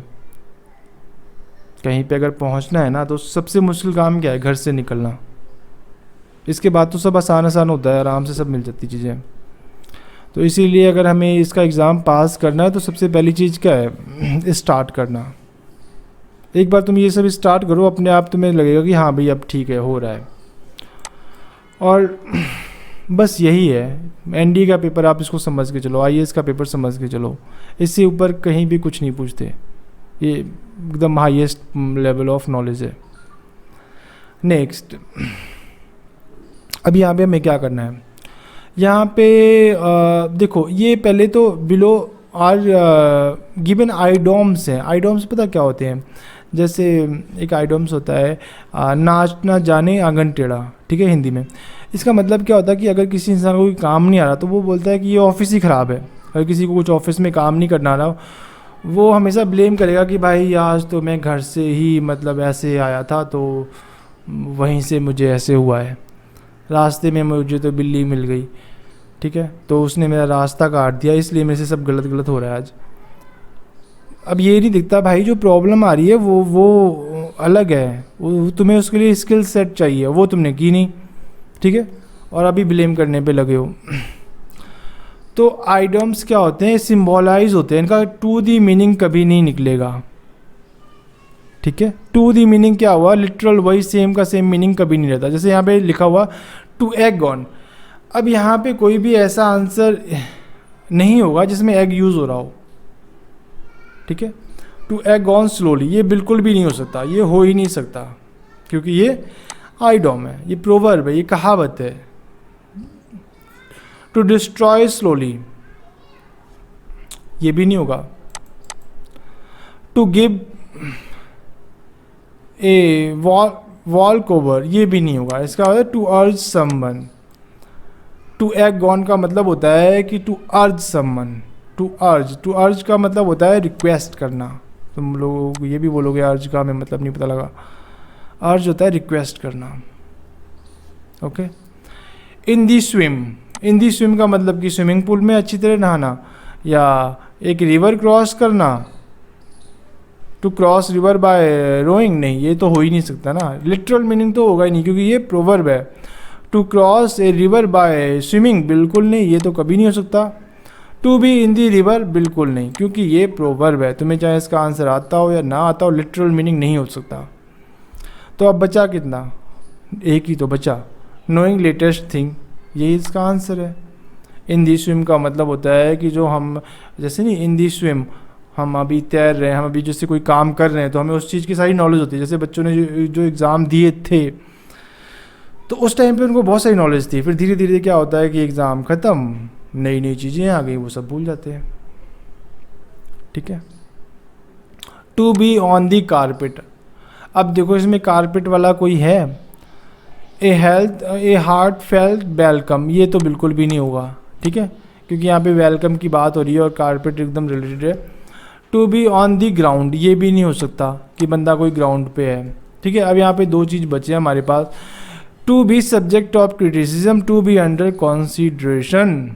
देखो to be on the red carpet का मतलब होता है टू गेट रेप्रीमेंटेड। ओके, किसी को रेप्रीमेंट मिलता है ना, जैसे फौज में पनिशमेंट मिलती है, तो उसको बोलते हैं to be on the carpet.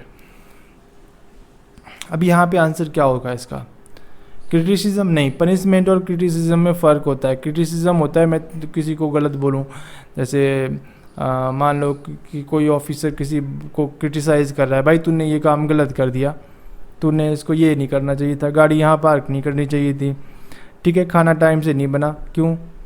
ठीक है, ये क्रिटिसिज्म होता है। या बाकियों को बोलना, देखो भाई सबसे यहाँ पे गलत इंसान ना यही है, एक तो लेट आता है, ये गलत काम है, सबके सामने ओपनली क्रिटिसाइज़ करना, उसको बोलना। टू बी अंडर कॉन्सिडरेशन, अब यहाँ का मतलब क्या होता है, रेप्रीमेंट मिलना, पनिश करना, तो पर यहाँ पे क्रिटिसिज्म है, तो पनिशमेंट और क्रिटिसिज्म में बहुत फ़र्क होता है। ठीक है, तो ये नहीं हो सकता, बचा ये टू बी अंडर कॉन्सिडरेशन। ये भी लगभग रेप्रीमेंट तो नहीं है होगा, लेकिन ये है कि उस लिमिट में आ रहा है। ठीक है, to be under consideration. Next, to be in the doldrums. अब बोलोगे सर ये क्या डॉल ड्रम्स कहाँ से, क्या मतलब, कोई डॉल है, कोई ड्रम है, क्या है। देखो ना ये डॉल है ना ही ये ड्रम है। To be in doldrums. Okay, इसका आंसर क्या होगा, पहले तो ये चेक कर लो कि भाई आंसर ढूंढने के तो बाद में पहले ये चेक कर लो डॉल ड्रम होता क्या है। डॉल ड्रम होगा तब उसका मतलब पता लगेगा, तो ही तो हमें पता लगेगा कि भाई इसका मतलब। ओके, तो चलो अब हम इसका फाइंड करते हैं मीनिंग। ठीक है, मैं खुद नहीं कराऊंगा, इसका हम मीनिंग करेंगे। डॉल ड्रम पहले करते हैं कॉपी। ठीक है, डॉल ड्रम्स, अब हम इसको जाते हैं यहाँ पे, डॉल ड्रम्स, नहीं ये वाला अलग हो गया। देखो अब यहाँ पे कुछ आया है, डॉल ड्रम्स का मतलब a state of station of depression और डिप्रेशन। ठीक है, an equatorial region of Antarctic ocean with calm sudden storms and light unpredictable winds. ठीक है, अब हमें अभी भी समझ नहीं आ रहा कि भाई डॉल ड्रम क्या है, तो चलो हम इसको करते हैं इमेज पे। अब देखो अब क्या आया, कुछ पता लगा डॉल ड्रम क्या होता है, नहीं पता लगा। एक तो ओशन है, समुद्र है, इधर डॉल ड्रम लिखा हुआ है, यहाँ पे हमें कुछ भी नहीं पता लग रहा डॉल ड्रम कहाँ पर है, किस जगह है। यहाँ पे एक इमेज आई है, इसमें लिखा है जो इक्वेटर है ना वही डॉल ड्रम है। ओके, एक चीज़ हमें पता लग गई कि जो इक्वेटर है ना उसी के पास डॉल ड्रम है, पर फिर भी कुछ मतलब क्लियर नहीं निकला, इक्वेटर और डॉल ड्रम और ये क्या है। नेक्स्ट यहाँ पे वापस देखते हैं, to be in doldrums मतलब टू बी इन इक्वेटर, नहीं, बात नहीं बनी। चलो अब इसको हम उल्टे मेथड से करते हैं डॉल ड्रम को। एक ये ज्योग्राफी का टर्म है एक्चुअली डॉल ड्रम। ठीक है, अब इसका मतलब मैं कुछ देर में बताता हूँ तुम्हें, पूरा इसको कंप्लीट कर लेते हैं।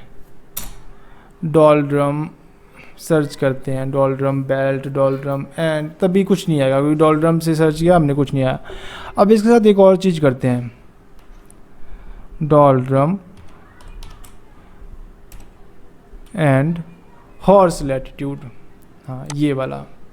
अब देखो क्या आता है, doldrum and horse latitude, doldrum and horse latitude आ गया। ये देखो, ये यहाँ पे इमेज बन गई, यहाँ पे देखो अब हमें समझ आ रहा है, वेरी गुड, एकदम एग्जैक्टली समझ आ गया। ये डॉलड्रम है, ये हॉर्स लैटिट्यूड है, ये ट्रेड विंड है, ये हॉर्स लैटिट्यूड है, ये वेस्टर्लीज है, ये पोलर एस्टर्लीज है, ठीक है। अब मैं तुम्हें इसका मतलब बताता हूँ, देखो होता क्या है डॉलड्रम हॉर्स। अब यहाँ पे एक और चीज़ है भाई, डॉलड्रम तो चलो बता दिया इक्वेटर है, तो ये हॉर्स लैटिट्यूड क्या है और हॉर्स लैटिट्यूड का डॉलड्रम से क्या रिलेशन है। देखो ये पूरा का पूरा लैटिट्यूड तो समझते हो ना, वो लाइनें जो एक लेटी हुई हैं, ये वाली लाइनें, ये वाली, इनको लैटिट्यूड बोलते हैं, और जो लंबी लाइनें होती हैं उनको बोलते हैं लॉन्गिट्यूड, ठीक है। ऐसे तरीके से तुम याद रख सकते हो। अब इसको करते हैं सॉल्व। देखो ये जो हॉर्स लैटिट्यूड है, पहले इसका नाम ही क्यों हॉर्स लैटिट्यूड पड़ा वो हम समझ लेते हैं, फिर डॉलड्रम पे आएंगे। पहले क्या होता था, जब बहुत पहले, मतलब जब लोग पानी वाली जहाज़ से एक जगह से दूसरी जगह ट्रैवल करते थे, जब ब्रिटिशर्स इंडिया में नहीं आए थे, उससे पहले की बात है, जब लोग ट्रेड करने के लिए एक जगह से दूसरी जगह जाया करते थे, तब वो अपनी जो नाव थी ना, तो नाव में क्या करते थे, नाव में लकड़ी की नाव होती थी, तुम्हें पता ही है, उसमें ना खाना पनिया रख लेते थे, ठीक है, बहुत सारा खाना बना, क्योंकि रास्ते में खाना तो मिलेगा नहीं, जब तक कोई नया कंट्री नहीं आएगा, नया कंट्री में भी तुम्हें कुछ मिले तुम्हारे लायक, ये भी मुश्किल काम ही है। और फिर जब नए कंट्री में जाके वहाँ पे उतरेंगे, जो कि उन्हें खुद नहीं पता कौन सा होगा, तो वहाँ पे आगे जाएंगे कैसे। हम अब तुम सी सोर्स पे उधर गए हो, तो अब तुम्हें सिटी में जाना है, तो भाई समुद्र से सिटी तो बहुत दूर होती है, समुद्र पे तो कोई सिटी बसा नहीं होता, तो आगे कैसे जाओगे। तो उस टाइम के जो ट्रेडर्स लोग होते थे, जो व्यापारी होते थे, वो अपने साथ क्या घोड़े रख लेते थे। अपनी पानी जो जहाज नाव होती थी, उसमें नाव बड़ी होती थी, पानी वाला शिप बड़ा होता था, काफ़ी जगह होती थी, तो उसमें क्या करते थे, कुछ खाना रखते थे, कुछ हॉर्सेस रख लेते थे, और हॉर्सेस का खाना भी रख लेते थे। क्यों, देखो रास्ते में खाना खाते जाएंगे, हॉर्सेस को भी खिलाते जाएंगे, जब उतरेंगे तो घोड़े पे बैठेंगे और जहाँ जाना होगा सिटी में चले जाएंगे। वेरी गुड, कितना आसान काम है, ठीक है। अब क्या होता था भाई, जब वो इस लैटिट्यूड से निकलते थे ना, यहाँ वाला ये जो लैटिट्यूड यहाँ पे दिखा, जहाँ पे लिखा हुआ है हॉर्स लैटिट्यूड, तो उनका जो हवा, देखो जो पहले का जो जहाज़ होता था वो हवा से चलता था, पानी वाला शिप, तो हवा से ना एकदम बहुत बड़ा बमंडर आने लग पड़ता था इस जगह पे। जैसे ही वो हॉर्स लैटिट्यूड पे जाते थे, उनको अपने जहाज़ में पानी भर जाता था, जहाज़ को बचाना बहुत मुश्किल, बहुत सारे जहाज़ वहाँ पे डूब जाते थे। इस हालत में वो क्या करते थे, अब क्योंकि देखो पानी वाला जहाज़ है, उसके अंदर ऊपर से पानी भर गया, तुम्हारे पास है खाना पानी, और हॉर्सेस भी, हॉर्सेस का वेट बहुत होता है, 300-300 किलो, तो तुम्हारे तो चाहिए कि अपना पानी निकाल दो जो भर गया है, पर पानी निकालने में टाइम बहुत लगेगा, उतना अगर टाइम लगाओगे तो तुम्हारा तो पानी वाला जहाज़ डूब जाएगा। तो क्या करोगे, खाना फेंकोगे, खाना फेंक दिया तो तुम जिंदा रह के भी क्या करोगे समुद्र में, तुम तो खाने भूख से ही मर जाओगे, तो खाना तो फेंकेंगे नहीं। फिर हॉर्स को फेंक देते थे पानी में। अब जितने भी हॉर्स होते थे उनके पास, उसका वेट कम करने के लिए पानी वाले जहाज़ का, ताकि वो डूबे ना, तुरंत ही हॉर्स फेंक दो, क्योंकि एक हॉर्स का वेट है 300-400 किलो, तो 400 kg एकदम से डाउन। ऐसे 10-15 हॉर्सेस फेंक दो, अपने लिए थोड़े बचा के रखो, जितने तुम्हें वहाँ पे आगे काम आने हो। वैसे तो सारी ही ज़रूरत वाले ही रखे होते थे, फिर भी 1-2 बचा के रखे थे, बाकी सबको पानी में। अब आप बोलोगे क्या मर जाते थे वो पानी में? ऑब्वियसली मर जाते थे, ठीक है। पानी में वो स्विमिंग करके कहीं जगह पे नहीं पहुंच पाते, वो इतना तो ठंडा पानी होता है वहाँ पे, तो वैसे ही मर जाएंगे वो, तो वो पानी में मर जाते थे। अब ये बार बार यही होता था, बार बार यही फिनोमिना होता था कि यहाँ पे लोग जाते थे अपने हॉर्सेस के साथ, और यहाँ पे डूबने लगता था, बहुत तेज़ हवाएं चलती थी, तो वो क्या करते थे कि हॉर्सेस को फेंक देते थे नीचे और वो हॉर्सेस मर जाते थे, लेकिन वो खुद बच जाते थे और उनका खाना भी बच जाता था और वो उसको जहाँ जाना होता था वहाँ पहुँच जाते थे। इसलिए इस जगह का नाम ही रख दिया हॉर्स लैटिट्यूड। यहाँ पे हॉर्स की डेथ बहुत ज़्यादा होती थी, ठीक है। और यहाँ पे बहुत तेज़ विंड्स चलती हैं इस दोनों जगह पे। यहाँ पे भी इधर भी हॉर्स लैटिट्यूड है और इधर भी हॉर्स लैटिट्यूड है। इसके बाद आता है डॉल्ड्रम्स। अब देखो डॉल्ड्रम्स क्या होता है, ये है इक्वेटर। जहाँ पे इक्वेटर होता है वहाँ पे धूप बहुत अधिक पड़ती है, ठीक है। जहाँ पे धूप बहुत अधिक पड़ेगी वहाँ पे जो एयर होगी वो ड्राई होगी। अब ड्राई एयर में उनको अपना जो शिप होता था ना, एकदम काल्म शांति से चलता था, धीरे धीरे, या बहुत तेज़ नहीं चलता था, काल्म तो होता था पर एकदम मतलब ऐसे ही चलेगा बस शांति से। इस वजह से बहुत सारे लोग डिप्रेशन में भी चले जाते थे कि हम ये आप पहुँचेंगे भी कि नहीं पहुँचेंगे अगर ऐसे स्पीड से चलते रहे तो। ये हुआ डॉल्ड्रम। आप देखो टू बी इन डॉल्ड्रम का मतलब क्या होगा कि आप इस जगह पे हो हॉर्स लैटिट्यूड के नीचे, इधर हॉर्स लैटिट्यूड से ऊपर एकदम इक्वेटर पे हो अपनी पानी वाली जहाज़ के साथ। कितना फिलोसफिकल वर्ड है, ठीक है। टू बी इन डॉल्ड्रम क्या होगा, to be within doors. देखो ये तो होगा ही नहीं ना, ये तो काट ही दो literal meaning. To be praised loudly ये भी नहीं होगा। टू बी इन क्राइसिस और to be in low spirit. देखो एक तो हो गया कि भाई इसके दोनों मतलब निकल रहे हैं, ठीक है, इसके दोनों मतलब निकल रहे हैं। एक मतलब तो ये है कि आपकी जो बहुत लो स्पिरिट है कि वहाँ से जो वो पानी वाला शिप है ना वो ट्रेवल कर ही नहीं पा रहा है, एकदम ड्राई एयर है ही नहीं, तो वो एकदम आपकी स्पिरिट बहुत लो है, आराम से आप बैठे हो शांति से। दूसरा अगर उसको डीप सेंस में देखो तो ये भी हो सकता है टू बी इन क्राइसिस, कि आप बहुत ही क्राइसिस में हो, अगर आपका वो आगे जाएगा ही नहीं तो आप पहुँचोगे कैसे। तो इतना टफ मीनिंग, उसमें से भी दो उसके ऑप्शन जो बन रहे हैं, तो इसमें आपको जो लगे। टू बी इन डिप्रेशन ये भी हो सकता है, क्राइसिस भी हो सकता है, और to be in low spirit दोनों ही यहाँ पे पॉसिबल हैं। तो हमें किसके साथ जाना चाहिए, टू बी लो स्पिरिट मुझे अधिक लग रहा है, ठीक है। क्योंकि अगर पानी वाला से धीरे चल रहा है तो इतना बड़ा क्राइसिस नहीं हो जाएगा, आपकी स्पिरिट जरूर लो हो जाएगी कि हम धीरे धीरे पहुँचेंगे, पर पहुँच तो जाओगे ना। उसको और चला लो, हाथों से चला लो, जरूरी थोड़ा हवा के सारे ही चलना। जो पानी वाला जहाज है वो दो तरीके से चलता था, पहले तो हवा से चलेगा या तो तुम हाथ में वो होता है चापू, उसको घुमाते रहो, ठीक है। तो to be in low spirit इसका आंसर, प्रोबेबिलिटी अधिक लग रही है मुझे। आगे नेक्स्ट आते हैं। देखो अगर मैंने बहुत सारा पेपर आपको खुद करने के लिए दिया हुआ तब इतना टाइम लगा, अगर सोचो अगर मैं खुद सारा कराता तो कितना टाइम लगता, पर ये हमारा फर्स्ट है तो इसमें अधिक टाइम लगना ही लगना। वैसे मुझे लगता है आरएएमसी के जितने पेपर होंगे ना सब ऐसे ही टाइम कंज्यूमिंग ही होंगे, क्योंकि इसमें फ़िलासफ़िकल चीज़ें बहुत होती हैं, इतनी डीप होती हैं कि आपको बताना उनको मुश्किल होता है। Okay next, no love lost. अब इसका मतलब क्या हुआ, देखो इसका मतलब हुआ आर अपसेट नहीं होगा, ठीक है। Are as friendly as ever नहीं, बिल्कुल नहीं होगा। देखो to have a fight, to dislike each other. देखो टू नो लव लॉस्ट का मतलब होता है कि एक दूसरे को बहुत अधिक डिसलाइक करना, ठीक है।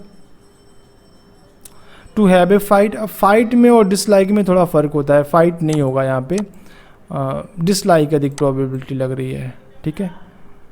एक दूसरे को बहुत अधिक डिसलाइक करना, no love lost. Next question 14।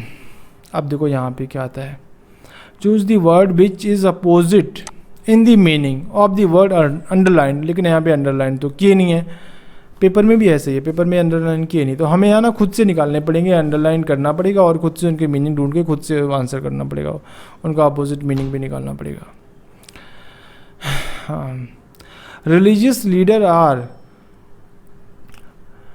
Van related in all the community. Vain related होता है मतलब कि बहुत अधिक रिस्पेक्टफुल होना, ठीक है। Religious leader are venerated in all the communities. तो हमें लिखना है इसका अपोजिट, तो इसका अपोजिट क्या होगा देख सकते हैं। बहुत अधिक रिस्पेक्टफुल होना, तो रिस्पेक्ट तो यहाँ पे लिखा है पर हमें तो अपोजिट लिखना है, सिमिलर तो लिखना ही नहीं है, तो ये हो गया कैंसिल। क्रिटिसाइज आना था यहाँ पे, ठीक है। डिफेम होता है किसी को डिफेम करना, कोई बहुत फेमस पर्सनैलिटी है तो उसको गलत बोलना, ये भी नहीं होगा। एक्यूज्ड होता है तो जिसने कुछ क्राइम किया हो, ठीक है, वो एक्यूज्ड होगा। यहाँ पे वो भी नहीं है क्योंकि इनका कोई क्राइम तो है नहीं, लोग इनको पसंद करते हैं। The student labour meet the favourite appreciation from her teachers, ठीक है। अब ये यहाँ पे भी हमें सर्च करना पड़ेगा कि किस, देखो लेबर का तो वो पूछेंगे नहीं, एप्रिसिएशन का ही पूछेंगे, ठीक है। फेवरेंट का भी पूछ सकते हैं, तो यहाँ पे देखो कौन कौन से हैं।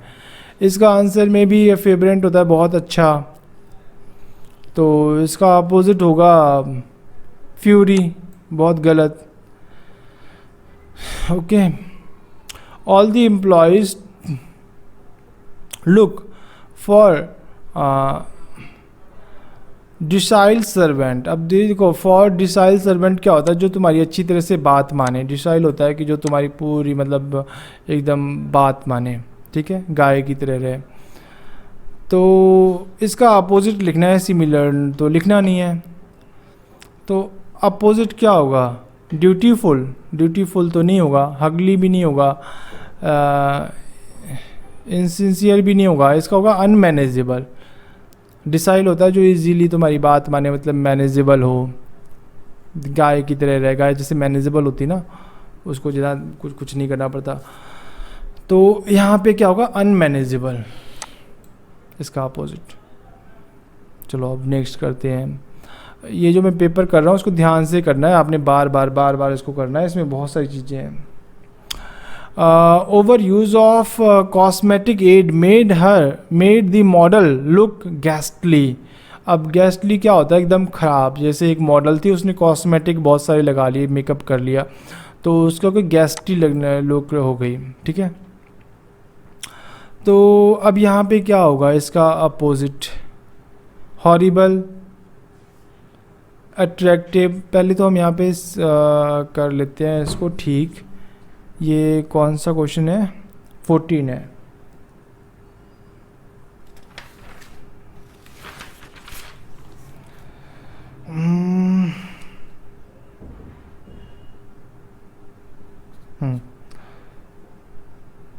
देखो यहाँ पे जो गेस्टी होगा वो क्या, अनप्लेजेंट होगा, बहुत ख़राब, ठीक है। तो इसका उल्टा क्या होगा, प्लेजेंट या अच्छा, ठीक है। तो अच्छा यहाँ पे कैसे, फोल तो होगा नहीं, यहाँ पे फिर इसका ऑप्शन है कि attractive. That over use of cosmetic add made the model look attractive. Okay, next question हमें क्योंकि अपोजिट लिखना है ना। The news of the team's victory brought expression of rapture on the face of all the patient। अब इसमें किसका meaning पहले तो निकालना पड़ेगा, वो वर्ड जिसका इन्होंने पूछा होगा, ठीक है। तो इसमें 2-3 वर्ड हैं, जैसे ये एक्सप्रेशन है, रैप्चर है, इन सभी का ढूंढ के फिर इसको करना पड़ेगा। ये थोड़ा डाउटफुल नेचर में लग रहा है मुझे, तो इसका हम अभी नहीं करेंगे, ठीक है। नेक्स्ट क्वेश्चन करते हैं। अब यहाँ पे क्या है, सिमिलर वर्ड लिखने हैं। नेक्स्ट 15 नंबर क्वेश्चन देखो। अब इसमें क्या है, the prices of all commodities in the market are exorbitant. Exorbitant मतलब क्या होता है, the prices of all the commodities क्या होता है, सामान, ठीक है। और एक्सॉर्बिटेंट होता है high price, higher than usual, मतलब जो एक्सपेंसिव होना, बहुत सारा, बहुत एक्सपेंसिव होना। अब इसका आंसर लिखते हैं, क्या निकलेगा। देखो इसका आंसर एग्रीगेटेड, नहीं ये तो हो नहीं सकता। तो इसका आंसर क्या होगा, एक तो ये देखते हैं इसका मतलब क्या, पहले पढ़ लेते हैं। प्रीपोस्ट्रस, इसका मतलब होता है सिल्ली या रेडिकुलस, ठीक है। इन सभी का मतलब भी हमें पढ़ना है और लिखना भी है और उनको याद करके रखना है। अब देखो रेडिकुलस क्या होता है, बहुत ही बेतुका, पर यहाँ तो वो लिख रहा है बहुत अधिक एक्सपेंसिव है, बेतुका थोड़ी ना बोल रहा है। तो अब इसका देखते हैं भाई, इसका क्या होगा।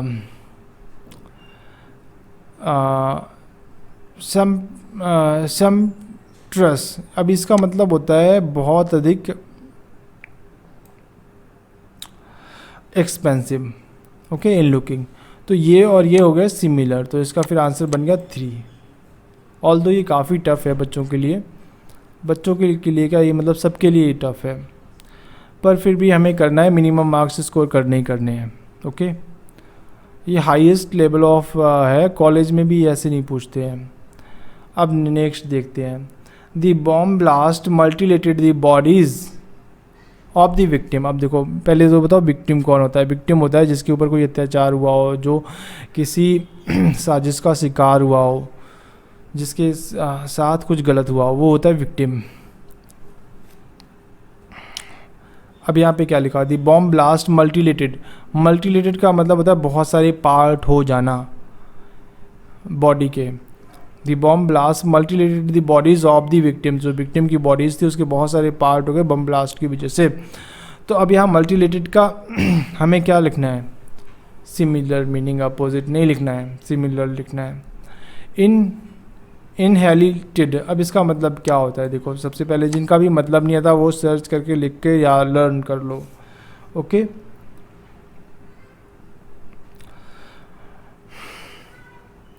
इसका मतलब होता है inherit to destroy, okay.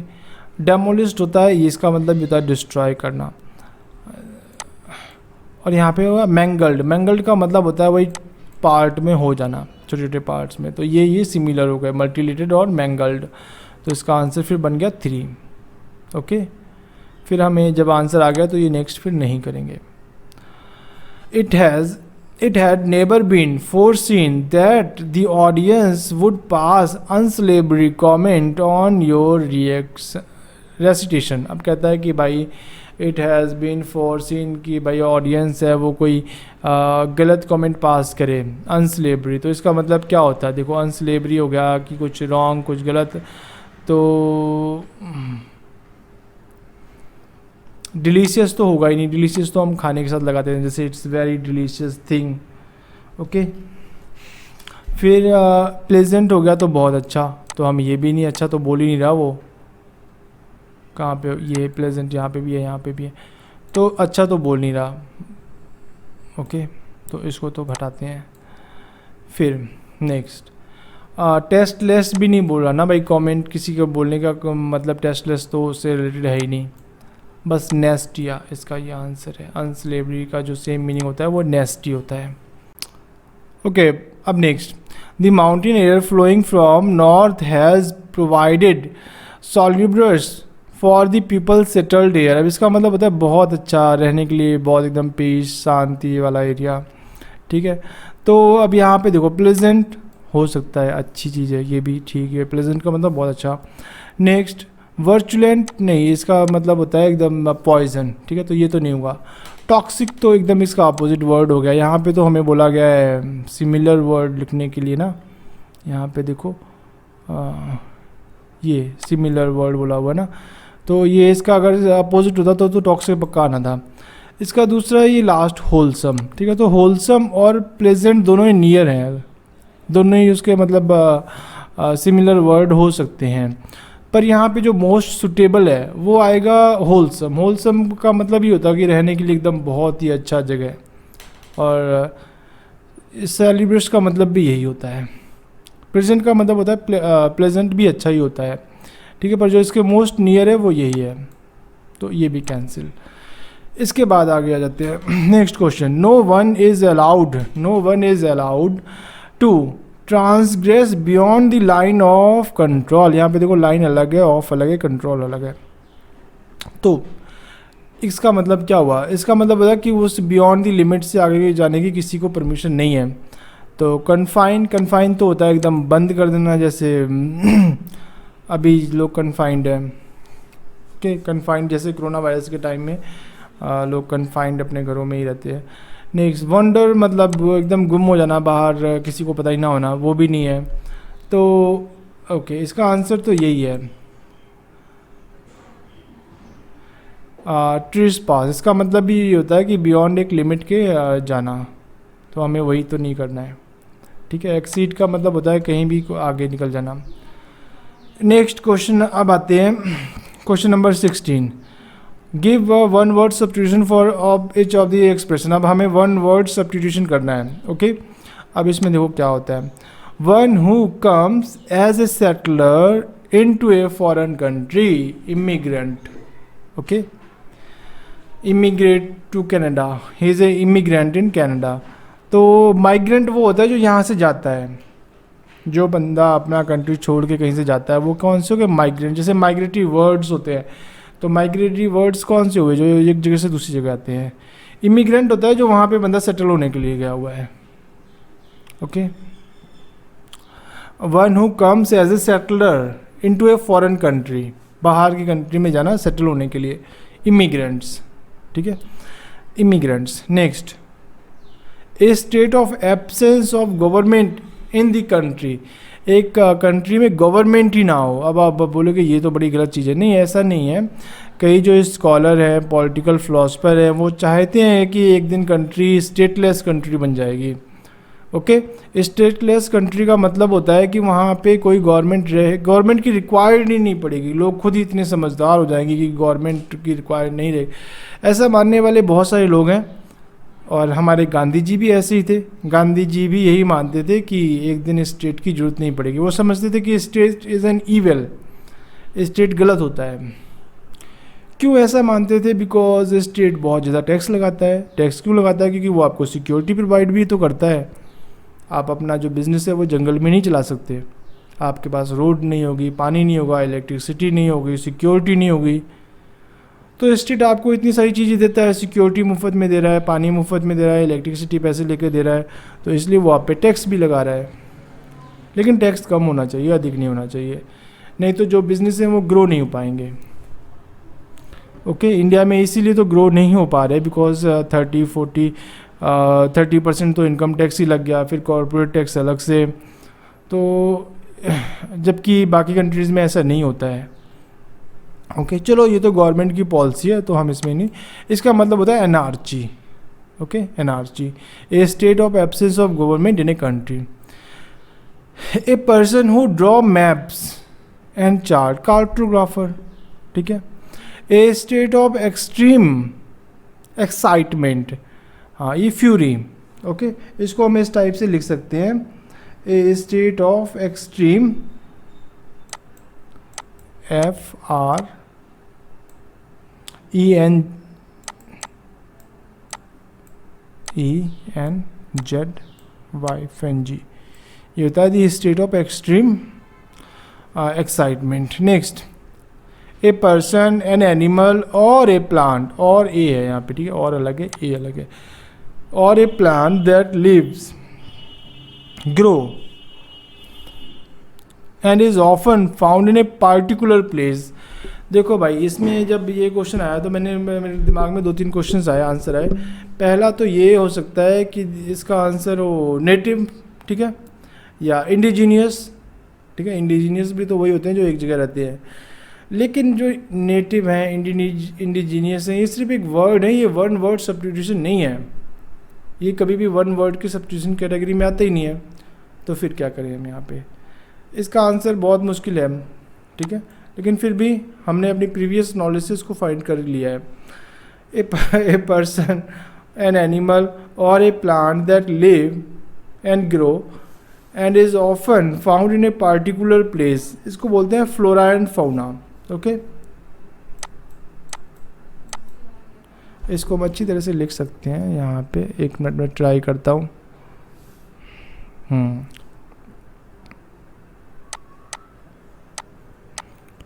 Flora and fauna. Okay, अब ठीक है, फ्लोरा एंड फाउना बोलते हैं। A person, an animal or a plant that live and grow and often found in a particular place. Next question करते हैं. By filling the blank with appropriate phrasal verb. अब ये भी थोड़ा सा complicated question है, चलो कोई बात नहीं.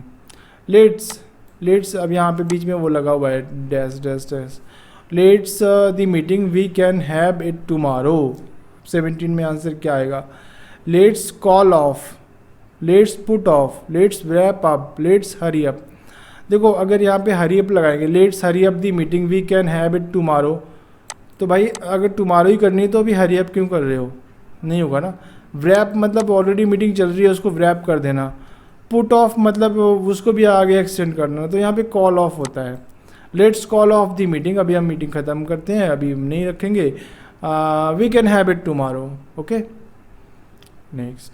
As soon as he fell down, time he regained. अब देखो यहाँ पे पता नहीं लग रहा कि कहाँ पे इसको लगाना है, पर चलो फिर भी हम कहीं ना कहीं लगा ही देंगे. ओके एक क्वेश्चन पेपर में ही नहीं आया ऊपर से, पर फिर भी हम कहीं फाइंड करके लगा देंगे. Passed of. पास्ड ऑफ का मतलब क्या होता है? देखो